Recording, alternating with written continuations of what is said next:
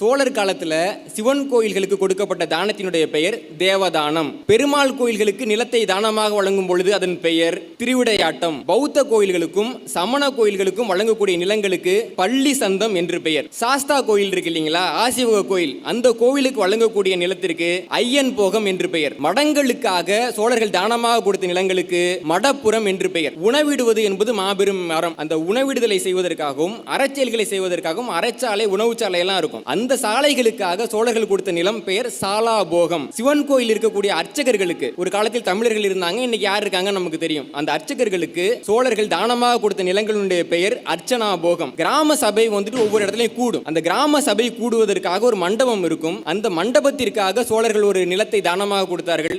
அந்த நிலத்திற்கு அம்பலப்புறம் என்று பெயர். இப்ப நம்ம எல்லாரையும் சொல்லிட்டு இருப்பாங்க, வேலை வெட்டிக்கு போங்க அப்படின்னு சொல்லுவாங்க. வேலைன்னா என்னன்னு நம்ம எல்லாருக்குமே தெரியும் இல்லைங்களா. வேலைக்குன்னு போறோம், சம்பளம் கொடுப்பாங்க, வேலை நிறுத்தம்னா உள்ள தூக்கி போடுவாங்க. வெட்டின்னா என்ன? ஒரு காலகட்டத்தில் ஊருக்கு பொதுவான வேலைகள் நிறைய இருக்கும். ஒரு காடு இருக்கும், அந்த காட்டை திருத்தி கழனியாக்கணும்னு இருக்கும். ஒரு பெருசா ஒரு ஏரி ஒன்று வெட்டிக்கிட்டு இருப்பாங்க, அதுக்கு பொதுமக்களோட பங்கு தேவைப்படும். இந்த வேலைக்கெல்லாம் சம்பளம் கொடுத்தா கட்டுப்படி ஆகுமா? சிவபெருமான் பிட்டுக்கு மண் சுமந்தார்னு படிக்கிறோம் இல்லைங்களா. அப்ப வீட்டுக்கு ஒருத்தவங்களா வாங்க அப்படின்னு கூப்பிடுவாங்க. அப்ப வீட்டுக்கு ஒருத்தவங்களா போயிட்டு சம்பளம்னு ஒண்ணு வாங்காம பொதுவுக்கு ஒரு வேலை பார்க்கறாங்கல்ல, அந்த வேலைக்கு வெட்டி வேலைன்னு பேர். இன்னைக்கு வெட்டி வேலைன்னா என்ன அர்த்தம்? வேலைக்கு ஆகாத வேலையை செய்யறதுக்கு வெட்டி வேலைன்னு அர்த்தம். ஏன் இந்த சொல்ல உருவாக்குனாங்கன்னா, பொதுமக்களுக்காக ஒருத்தன் வேலை செய்யறான், அவன் வெட்டி வேலை செய்யறான். அப்ப அவனை அவமானப்படுத்தும் விதமாக எவன் பொதுமக்களுக்கெல்லாம் வேலை பார்க்கறானோ அவன் வெட்டி பய அப்படின்னு சொல்லுவாங்க. வெட்டி பயல்கள் தான் இந்த நிலத்தை நமக்கு உருவாக்கி கொடுத்திருக்கிறார்.